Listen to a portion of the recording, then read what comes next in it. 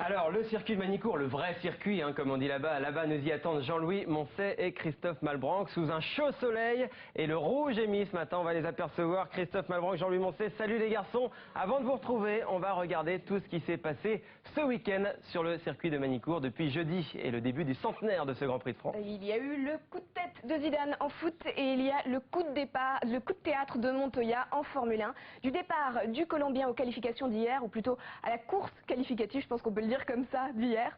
Toutes les infos sont dans le film de la F1. Décidément, l'Italie prend plaisir à narguer la France. À Manicourt, pour le Grand Prix du centenaire, Schumacher et Alonso offrent au public une qualification aux allures de course. Résultat, ce sont les Ferrari qui partiront de la première ligne, comme aux États-Unis. Pour le retour des F1 en Europe, la Scuderia suit les traces de la Squadra Azzurra.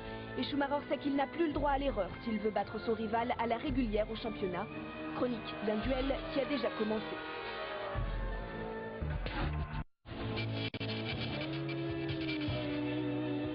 La Formule 1 laisse donc Juan Pablo Montoya aux États-Unis et revient en Europe pour fêter le centenaire du Grand Prix de France à Manicourt. Dispositif spécial avec un grand concert de Roger Waters et Pink Floyd pour fêter l'événement au soir de la fête nationale.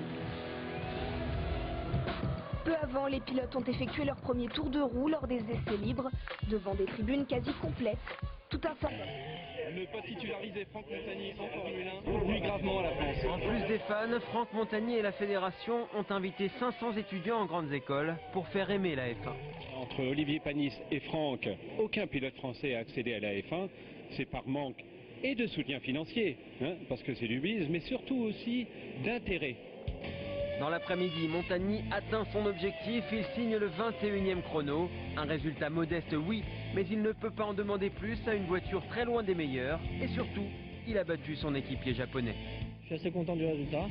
Pour une fois, on est devant Sato et en plus c'est à la maison, enfin c'est à la maison, c'est en France, quoi, donc c'est cool, c'est pas mal, 2-3 dixièmes d'avance, donc c'est bien. Tout à l'heure, le pilote français devra saisir la moindre occasion de se mettre en valeur pour que l'expérience avec Super Aguri soit un tremplin, pas une impasse.